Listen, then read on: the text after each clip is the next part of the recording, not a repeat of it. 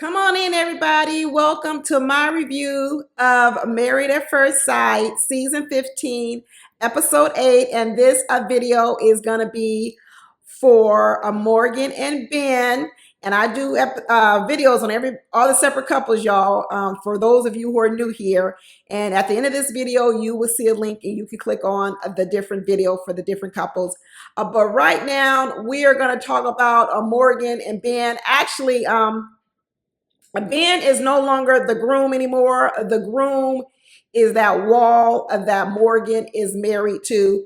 And so this is not going to be a recap review. This is going to be a vow renewal ceremony, just like Lindy Miguel started calling decision day vow renewal. I'm calling this video a vow renewal because we clearly know now who Morgan really is in love with and who she wants to be married to.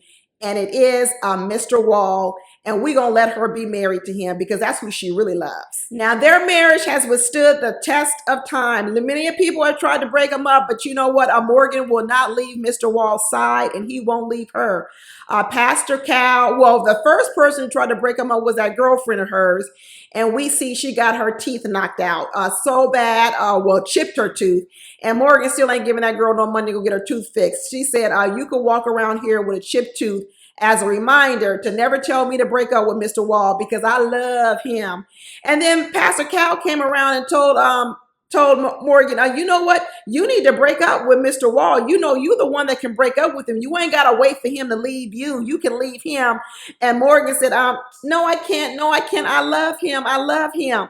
And then that wasn't enough. Morgan said, you know what? I ain't listening to Pastor Cal. I'm going to go talk to one of my good friends who I've been friends with for a long time.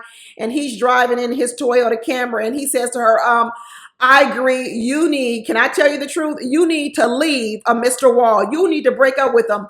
And Morgan cringes. She just can't.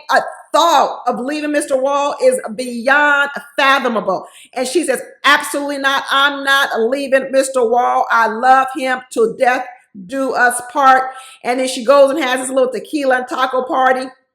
And Ben's friends show up and they tell her, you need to leave Mr. Wall. That friend of Ben's looks at her crazy like, is this girl really married to Mr. Wall like this?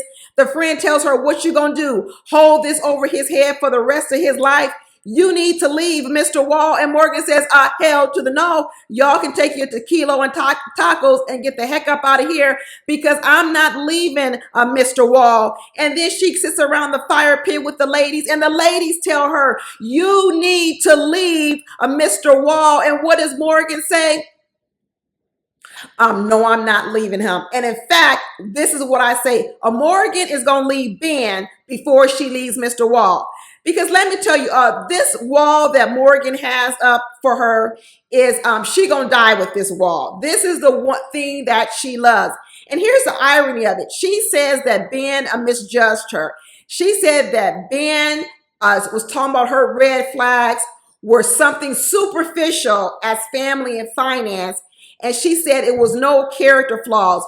Well, let me tell you, Morgan, this wall that you married to, the fact that you can't forgive and forget, those are character flaws. The fact that you can't iron out differences or trying to with your dad and the way you talk about him, these are red flags. And what you say is you don't think it's a red flag. You think being married to Mr. Wall is normal. It's what it should be. And they aren't red flags. They're red flags to everybody else out here. Even when these friends were over the house and that black man was looking at her crazy, talking about this girl is crazy. Morgan didn't want to listen. As soon as they open their mouth, she wants to overtalk them and say what she wants to say. She doesn't want to listen. And you know what? She ain't hearing nothing when it comes to tearing down this wall. Ben, on the other hand, he's going to try to work it out because he's over here talking about, I'm bringing flowers, I'm bringing chicken sausage, trying to do all these things. He said, ain't this like basketball where you get a second free throw shot? Or you get put back in the game and, you get an opportunity to redeem yourself. Ben, you talking about basketball and sports in Muay Thai world, you don't get a second chance. That's what Morgan is saying. You get one shot only. And if you blow it, that's the end of the story. That's why she's going to be alone for the rest of her life because everybody needs more than one shot. Can't nobody get it right on one shot. Ben said he confused. One way she tries to tell him that, he's not doing no PDA and all this other kind of stuff. But then the other way, she's over here telling people she don't want him to do no PDA. He said he's confused. Absolutely, because when you got to scale a wall and as thick as Morgan, it's confusing. And like I talk about in my Lexus and Justin video, these walls that Morgan got up and all these other people got up, they ain't helping them. It's actually harming them, because when you walk around with walls around, what you're really telling people is that you're fragile. Like I said, people think walls mean you're strong. You're not strong. Morgan thinks she's a strong woman. You're not strong. Not with no walls this thick.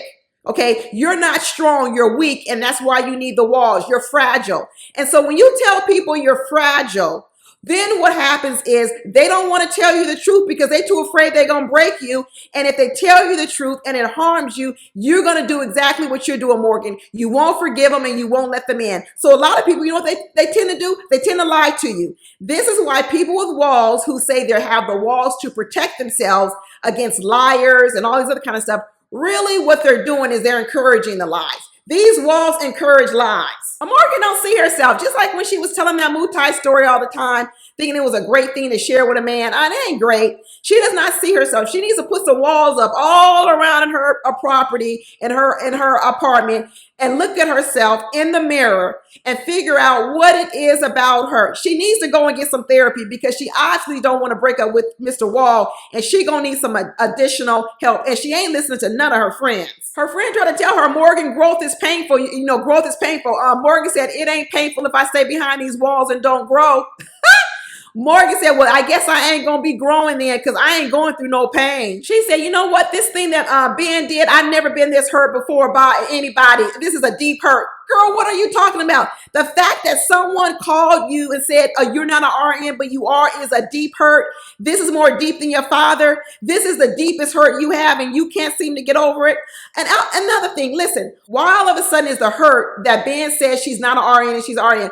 What happened to the real story, Morgan, where the hurt was because Ben betrayed your secret that you lied on the application? Why aren't you telling that story? And let me tell you, you're sitting up here bullying Ben when his friends are talking to him saying, tell the story, tell the story. And he's trying to be quiet because the last time he told your secret, you bit his head off. But now you over here telling him, oh, tell the story. Why are you lying? Tell the story. No, you don't want him to tell the story, Morgan. You want him to tell the story that you were an RN, but he said you weren't. And that's the story he keeps repeating to everybody. Ben is only telling part of the story.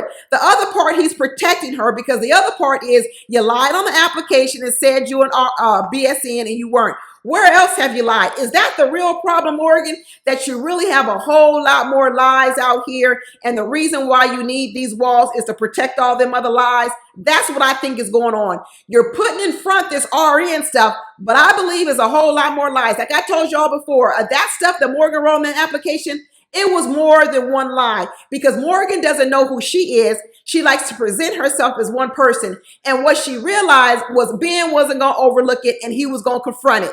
So now what she realizes is, I don't want to go any further with this guy because he's going to dig, he's going to expose me, and I don't want to be exposed. So I'm going to stay behind these fortress walls, and I'm going to reject him. Morgan is not going to say yes to being on the decision day. It is a no for being on decision day, and he better be happy that she's saying no. He probably won't say no because he's probably going to say he want to work it out and he an overachiever, but he better be absolutely happy if Morgan rejects him on decision day. And then friends, I know them friends gonna tell him because that black guy at the tequila and tacos, his expression told it all. Then know he in trouble because when he started listening to Mitch giving you advice on how to make a move on a woman or how to smooth something over with a woman, and you got to listen to Mitch for advice, you know you in trouble. You know you are scratching the bottom of the barrel when you sitting attentively and listening to Mitch.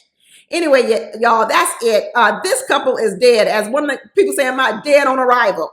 But tell me what you think of this video and this episode with Morgan and Ben. It's over for me. It's a wrap. Talk to you later. Bye.